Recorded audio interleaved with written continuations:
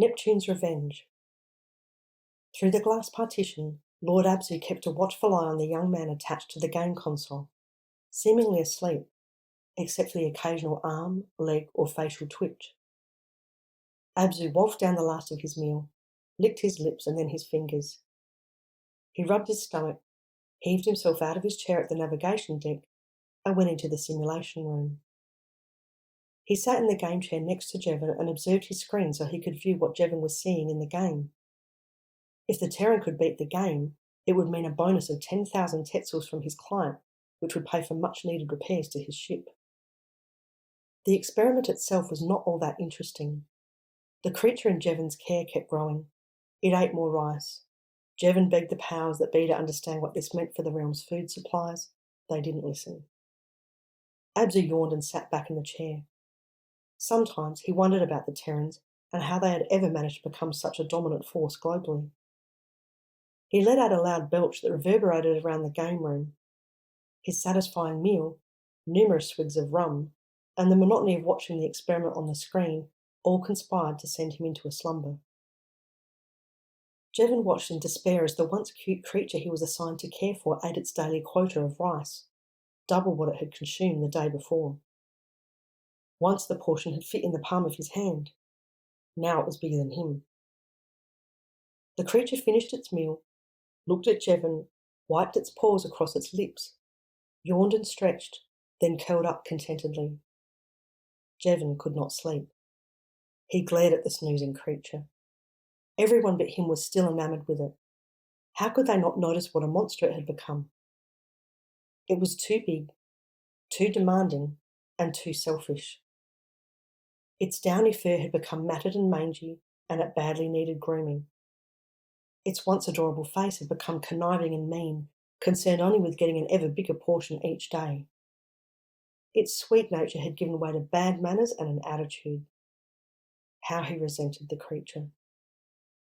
For days, then weeks, he had been unable to convince the royal ruler that the situation was impossible and could not continue indefinitely, yet the price of not feeding the beast would be his own life. The hopelessness of being able to see what others could not was paralysing. Jevon had been formulating various plans for how he might escape this place since the day he realised he was in a no-win situation, but he had dismissed them all as having no chance of success, given the reach of the royal ruler's power. He gazed out over the balcony into the distance, a stunning vista of forest and mountains glowing gold. A warm breeze brushed his face. It should have been paradise. The sound of birdsong, and then a jarring noise that didn't fit. An enormous burp? He looked over at the creature, which was now fast asleep after its meal. No one else was around. He shook his head. Had he heard right? As he questioned whether what he heard was real, there was a sudden interruption in his vision. For a minute or so, what he was seeing flickered back and forth between the palace balcony in the late afternoon and a small grey room full of equipment that looked vaguely familiar.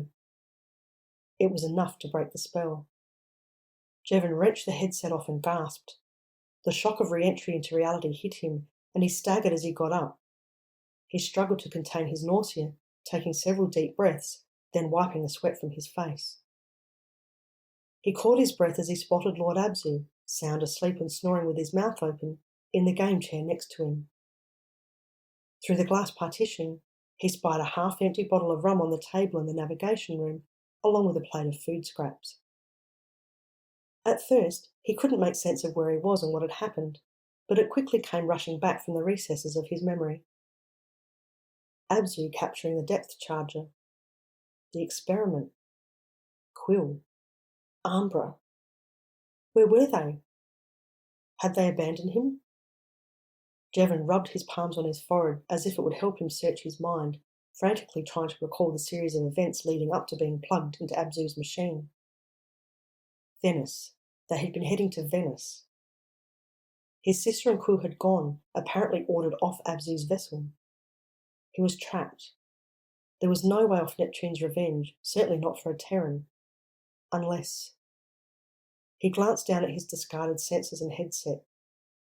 His gaze slid up to Abzu, fast asleep in the game chair. Silently, he moved to pick up the equipment, slowly, so it did not make any noise that might wake the slumbering submariner.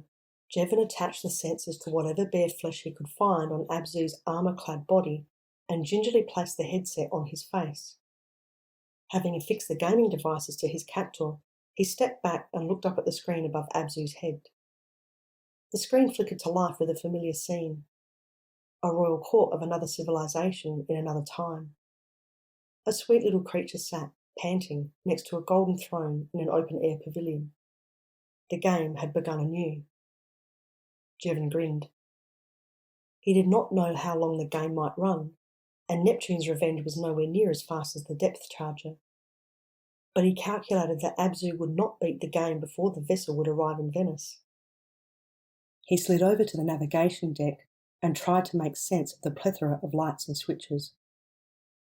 Locating the ignition panel, he flinched at the roar of the engines as he brought the ship back to life. Surely it would wake Abzu. Jevon held his breath. Abzu did not stir.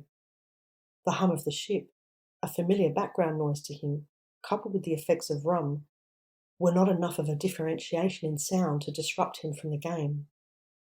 Jevon breathed out, turning his attention back to the navigation dashboard. It took him another half an hour before he was able to determine how to use the ship's advanced navigational instruments to plot a course for Venice. In the black depths of the Pacific, Neptune's revenge rose from the ocean floor and headed for the northern hemisphere.